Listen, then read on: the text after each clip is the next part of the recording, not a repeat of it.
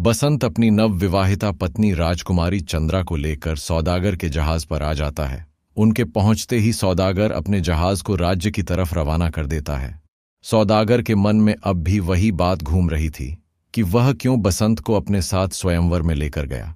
राजकुमारी चंद्रा ने उसे माला क्यों पहनाई? क्या मैं बदसूरत हूं जो राजकुमारी ने मुझे माला नहीं पहनाई? मेरे पास इतना धन है, इतना बड़ा साहूकार हूं, फिर भी उसने मुझे पसंद ना करके मेरे नौकर को माला पहना दी। इससे बड़ी बेइज्जती मेरे लिए और क्या होगी। मैं अपनी बेइज्जती का बदला तो लेकर रहूंगा।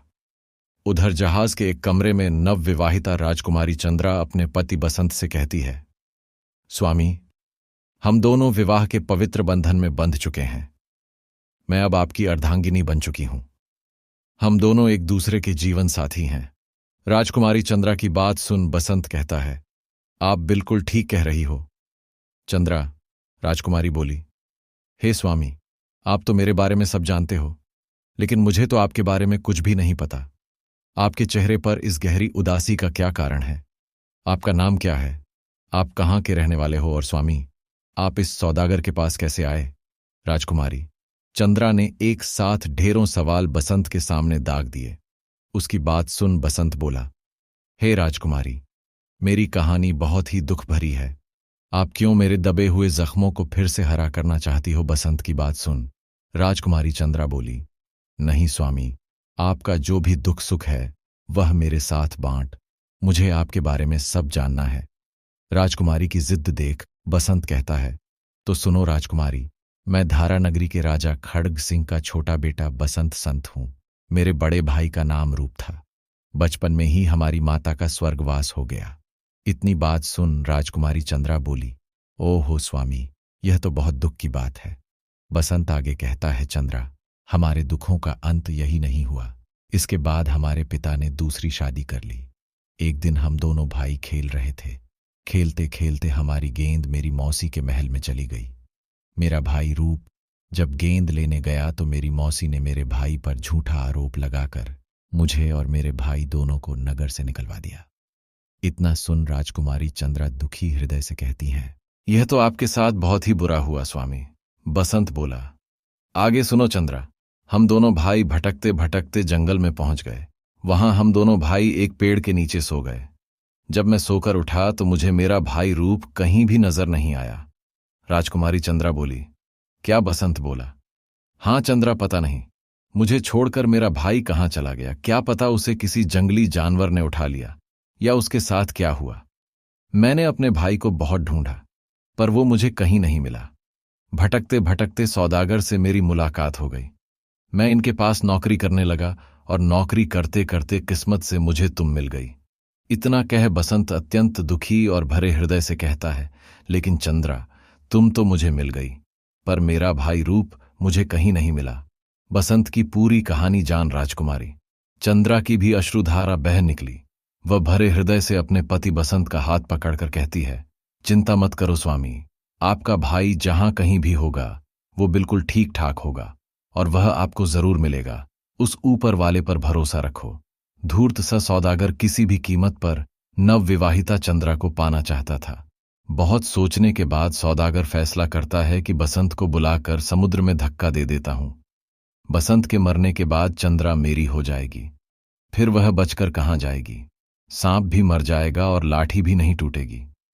अपने इन घटिया इरादों के साथ वह बसंत को बहाने से बुला लेता है और उसे जहाज से धक्का दे देता है। बसंत को चलते जहाज से धक्का देने के बाद सौदागर अपना सा मुंह लेकर राजकुमारी चंद्रा के पास जाता है और कहता है, हे राजकुमारी, अर्थ हो गया। चंद्रा घबराकर कहती है, क्या हुआ सेठ जी? धूर्त सौदागर उसे कहता है। वह बसंत बाहर खड़ा होकर नजारा देख रहा था। तभी उसका पैर फिसला और वह समुंदर में गिर गया। यह सुन चंद्रा के पैरों नीचे से धरती खत्म हो जाती है। वह सहम कर कहती है, नहीं नहीं सेठ जी, ऐसा नहीं हो सकता। सौदागर कहता है, मुझे माफ करना चंद्रा, मैंने उसे बचाने की बहुत कोशिश की पर मैं ऐसा करने में सफल नहीं हो पाया।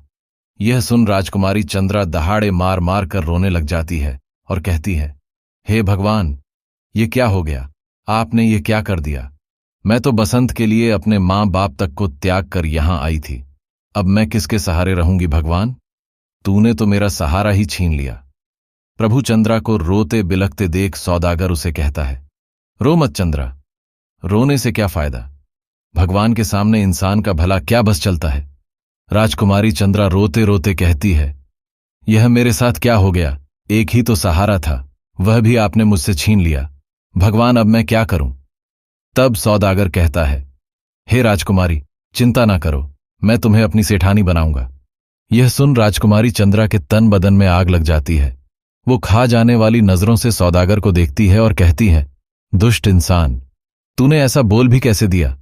दूर हो जा, मेरी नजरों से मैं तेरी ये घिनौनी सूरत देखना भी नहीं चाहती। ये सुन जब सौदागर राजकुमारी के निकट उसे छूने की कोशिश करता है, तब राजकुमारी कहती है, दुष्ट सौदागर, मैं एक सती स्त्री हूं। तूने अगर मुझे छूने की कोशिश की तो तू भस्म हो जाएगा। यह सुन सौदागर ठिठक कर रुक जाता है और कहता है, अरे चंद्रा, गुस्सा क्यों करती हो? मैं तुम्हें महलों की रानी बनाकर रखूंगा। अनेकों दासियां तुम्हारी सेवा करेंगी। तुम जो मांगोगे वह तुम्हारे कदमों में लाकर रख दूंगा। सौदागर की बात सुन राजकुमारी चंद्रा बोली, अरे दुष्ट आदमी, तुम्हारी बुद्धि भ्रष्ट हो गई है। मैं पतिव्रता स्त्री हूं, तुमने मुझे समझ क्या रखा है? भगवान के लिए दूर हो जाओ मेरी नजरों से। चंद्रा की बात सुन सौदागर चुपचाप चंद्रा के कमरे से चला जाता है और विचार करता है, आखिर कब तक राजकुमारी मेरा विरोध करेगी? एक ना एक दिन तो यह मेरी होकर ही रहेगी। इसके पास और कोई रास्ता नहीं। सौदागर का जहाज उसके राज्य में पहुंच जाता है। उधर जब बसंत को सौदागर ने जहाज से धक्का देकर गिरा दिया था, तो उसे एक कांट का टुकड़ा मिल जाता है, जिसके सहारे बसंत कई दिनों तक समुद्र में झूंझ के बाद बचकर बाहर निकलने में सफल हो जाता है और चलते चलते कई दिनों की यात्रा कर उसी राज्य में पहुंच जाता है जहां वह धूर्त सौदागर रहता था। हालातों का मारा बसंत बेचारा भटकता भटकता एक बाग में पहुंचकर वहीं बैठ जाता है। बसंत को यह नहीं मालूम था कि वह दुष्ट सौदागर भी इसी नगर में रहता है। थका हारा दुखों का मारा बसंत बाग में बैठा सोचता है, हे भगवान, ये आप मुझे किन कर्मों की सजा दे रहे हो? मैंने ऐसा क्या कर दिया जो सारे के सारे दुख आपने मेरी ही झोली में डाल दिए? पहले तो आपने मुझसे मेरी मां की ममता छीन ली, फिर मेरे जान से प्यारे भाई रूप को मुझसे जुदा कर दिया। अब मेरी जिंदगी में थोड़ी सी खुशियां लेकर चंद्रा रूप को मुझसे जुदा कर दिया। अब मेरी जिंदगी में थोड़ी सी खुशियां लेकर चंद्रा आई थी, वो भी आपसे सहन नहीं हुआ, जो उसे भी मुझसे छीन लिया। मैंने उस दुष्ट सौदा का भला क्या बिगाड़ा था, जो उसने मेरे साथ इतना बड़ा विश्वासघात करके मुझे समुद्र में धक्का दे दिया। अब बेचारी चंद्रा का क्या हाल होगा? पता नहीं कहाँ होगी, वह तो मेरी जुदाई में रो रो कर अपने प्राण त्याग देगी। उधर चंद्रा जो सौदागर के घर में बंद थी, हकीकत में उसका यही हाल था। वो ना तो कुछ खाती ना कुछ पीती, बस हर समय बसंत की याद में आंसू बहाती रहती। उसकी यह हालत देख सौदागर उससे कहता है, चंद्रा, तुम हर समय रोती रहती हो, ना कुछ खाती हो ना पीती हो। ऐसे तो तुम मर जाओगी। तेरा पति बसंत पता नहीं अब इस दुनिया में जिंदा है भी कि नहीं। सौदागर की बात सुन दुखी राजकुमारी कहती है, नहीं नहीं सेठ जी, ऐसा मत कहिए। सौदागर कहता है, अब तुम उसका ख्याल अपने दिल से निकाल दो और मुझे अपने पति के रूप में स्वीकार कर लो। चंद्रा बोली, नहीं नहीं सेठ जी, ऐसा तो मैं सोच भी नहीं सकती। मुझे पूरा यकीन है कि मेरे पति एक ना एक दिन जरूर आएंगे। भगवान इतना निर्दय नहीं हो सकता। राजकुमारी चंद्रा की बात सुन सौदागर छिड़कर कहता है, चंद्रा, बसंत अब इस दुनिया में नहीं है। अब यह स्वीकार कर लो और मुझसे विवाह कर लो। क्या कोई भी ऐसा रास्ता नहीं है जिससे तुम मेरी बात मान लो? तब चंद्रा कहती है, सेठ जी, एक रास्ता है। सौदागर खुश हो कहता है, क्या रास्ता? चंद्रा, जल्दी से बताओ राजकुमारी। चंद्रा कहती है, आप मुझे 12 महीने का समय दे दो, तब तक मुझे हाथ भी नहीं लगाओगे। अगर इन 12 महीनों में मेरा पति बसंत नहीं आया तो फिर जैसा आप चाहोगे वह मुझे मंजूर होगा। सौदागर खुश हो उसकी बात मान लेता है और कहता है, 12 महीने तो क्या, 12 साल या 12 जन्मों तक भी मैं तुम्हारा इंतजार कर सकता हूं। चंद्रा सेठ इतना कह वहां से चला जाता है। वह राजा रूप से गुजारिश कर अपने घर के आगे कड़ा पहरा लगवा देता है। सौदागर की विनती पर राजा रूप हर रोज अपने 2 शाही सैनिकों को पहरेदारी के लिए सौदागर के घर भेजने लग जाता है। ऐसे ही समय बीतता चला जाता है। बसंत इस बात से बिल्कुल अनजान था कि उसका भाई रूप सही सलामत ही नहीं बल्कि इस नगर का राजा भी है। वो राजा की फौज में भर्ती हो जाता है। फिर एक दिन संयोगवश सौदागर के घर के बाद हर पहरेदारी के लिए जिन दो सैनिकों की ड्यूटी थी, उनमें एक सैनिक बसंत भी होता है। रात में दोनों सैनिक सौदागर के घर के बाहर पहुंचकर पहरा देने लग जाते हैं। तब दूसरा सैनिक बसंत से कहता है, मित्र, अगर बुरा ना मानो तो तुमसे एक बात पूछूं। बसंत बोला, हाँ भाई, पूछो, क्या पूछना चाहते हो? सैनिक बोला, भाई, जब से तुम राजा की फौज में भर्ती हुए हो, मैं तब से तुम्हें देख रहा हूं। इतने दिन हो गए पर मैंने तुम्हें कभी भी हंसते मुस्कुराते नहीं देखा।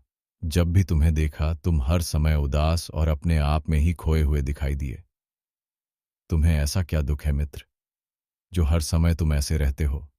साथ ही सिपाही की बात सुन बसंत बोला, भाई, मैं तुम्हें क्या क्या दुख बताऊं, कोई एक हो तो बताऊं। मैं तो जब से छोटा सा था, बस तभी से दुखों ने मेरा दामन थाम लिया था, और ज्यों-ज्यों वक्त बीतता गया, त्यों-त्यों वह कम होने की बजाय बढ़ते ही चले गए। बसंत की बात सुन उसका साथी सिपाही बोला, भाई, हमारे पास पूरी रात है, तुम शुरू से लेकर आखिर तक अपनी कहानी मुझे बताओ। कहते हैं दुखों को जितना बांटो उतना कम होते हैं। बसंत बोला, मुझे नहीं लगता मेरे दुख कभी भी और किसी भी प्रकार से कम होंगे, पर मैं तुम्हें अपनी आप बीती जरूर सुनाऊंगा। इतना कहकर बसंत अपने बचपन से लेकर कैसे वह दोनों भाई हंसी खुशी खेला कूदा करते थे, कोई चिंता कोई फिक्र नहीं थी। माता पिता के राज में नौकर चाकर थे, कैसे माता पिता उन्हें लाड लड़ाया करते थे, और अब तक की कि कैसे सौदागर ने उसे जहाज से धक्का दे दिया और फिर वह बचकर राजा की फौज में शामिल हो गया।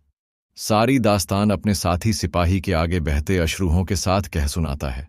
साथ ही सिपाही भी उसकी दास्तान सुन भाव विभोर हो उठता है और कहता है, सच में मित्र, तुम्हारी दास्तान तो बहुत दर्द भरी और रुला देने वाली है। उधर घर के अंदर बंद राजकुमारी चंद्रा भी गुमसुम बैठी हुई थी। बाहर जब बसंत अपनी आप बीती सुनाना शुरू करता है, तो जानी पहचानी कहानी सुन राजकुमारी चंद्रा के भी कान खड़े हो जाते हैं। वह रात के सन्नाटे में बसंत की आप बीती के रूप में दर्द भरे शब्द सुन लेती है। पूरी दास्ता तान सुन राजकुमारी चंद्रा के भी रोंगटे खड़े हो जाते हैं। उसका मुरझाया चेहरा कहानी सुन हल्की सी उम्मीद और आश्चर्य के साथ खेल उठता है। राजकुमारी चंद्रा सोचती है, यह जो पहरे पर दास्तान सुनाने वाला सिपाही है, या तो निश्चय ही यह मेरे पति बसंत है, या फिर उनके बड़े भाई रूप। अगर इस बात का भेद सौदागर को लग गया तो पता नहीं फिर से वह क्या जालसाजी कर दे।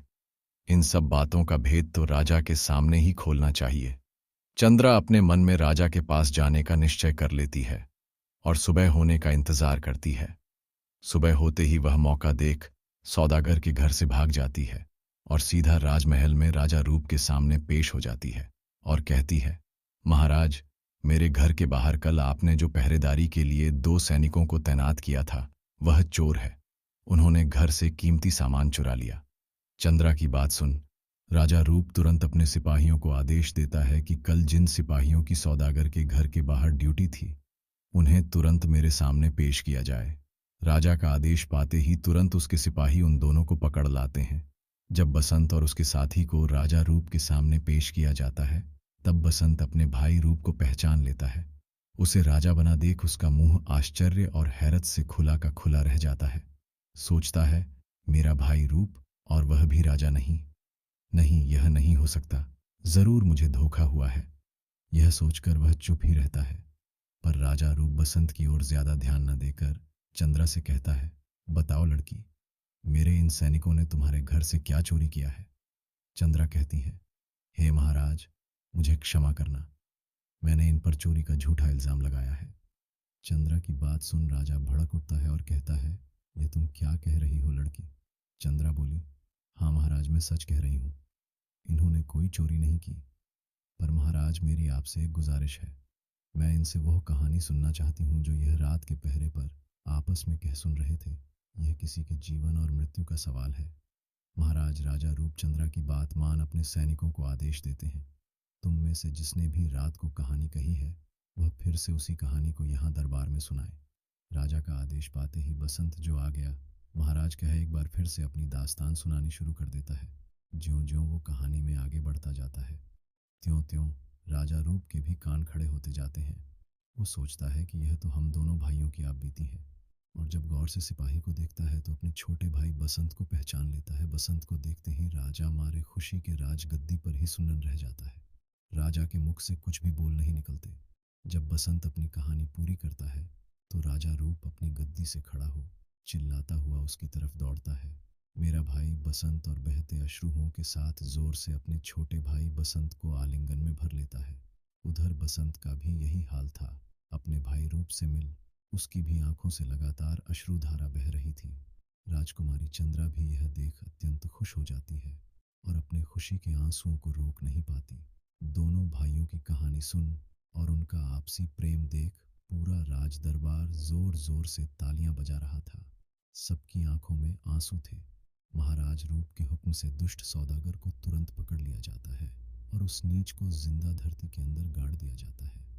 बसंत के कहने पर दोनों भाई धारा नगरी में अपने पिता राजा खड्ग सिंह के पास जाते हैं और उन्हें सारी सच्चाई कह सुनाते हैं। सारी सच्चाई जान राजा खड्ग सिंह अपने घुटनों पर बैठकर दहाड़े मार मार कर रोता है और कहता है, मुझसे अनजाने में बहुत बड़ा पाप हो गया। प्रभु, मुझे माफ कर दो बेटो। तुम्हारी माँ की बात मान लेता तो मैं इतने बड़े पाप का भागीदार नहीं बनता। वह तुरंत अपने सैनिकों को आदेश देकर उसको लटा रानी का मुंह काला कर उसे गद्दे पर बिठाकर पूरे राज्य में घुमवा आता है और अंततः उसे राजमहल से बाहर निकाल देता है। रानी को सजा देने के बाद राजा खड्ग सिंह अपना सारा राजपाट अपने दोनों बेटों के हवाले कर पश्चाताप करने के लिए जंगलों में चला जाता है।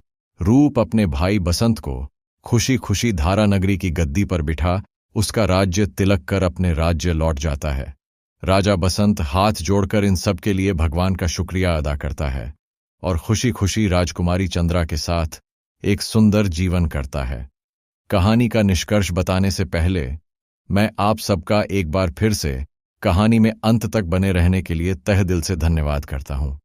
निष्कर्ष, यह सिर्फ एक कहानी नहीं थी, यह प्रेम, त्याग, न्याय और नियति के संघर्ष की एक अद्भुत गाथा थी। धारा नगरी में जन्मे दो राजकुमार, एक निर्दोष मगर निष्कासित, दूसरा अनजाने में एक राजगद्दी का उत्तराधिकारी। मां की ममता छिनी, पिता की आंखों पर भ्रम का पर्दा पड़ा और एक सौतेली रानी के छल ने एक परिवार को बिखेर दिया। लेकिन नियति को कोई रोक नहीं सकता। जो बिछड़े थे वह फिर मिले। जिसने धोखा दिया उसे अपने कर्मों की सजा मिली और जिसने सच्चे प्रेम, निष्ठा और संघर्ष का रास्ता अपनाया उसने अंततः अपना अधिकार प्राप्त किया। इस कहानी ने हमें सिखाया, सच्चाई और न्याय की जीत हमेशा होती है। धोखे और छल का अंत निश्चित है। भाइयों का प्रेम अटूट होता है। वक्त चाहे कितना भी कठिन क्यों ना हो, हौसले और ईमानदारी से इंसान अपनी तकदीर बदल सकता है। और इस तरह एक गहरी साजिश से निकला एक युग प्रेम और न्याय की गूंज के साथ समाप्त हुआ। अगर आपको यह कहानी पसंद आई तो इसे अपने दोस्तों के साथ जरूर शेयर करें, क्योंकि कहानियां सिर्फ सुनी नहीं जाती बल्कि महसूस की जाती है। धन्यवाद मेरे लाडले दर्शकों।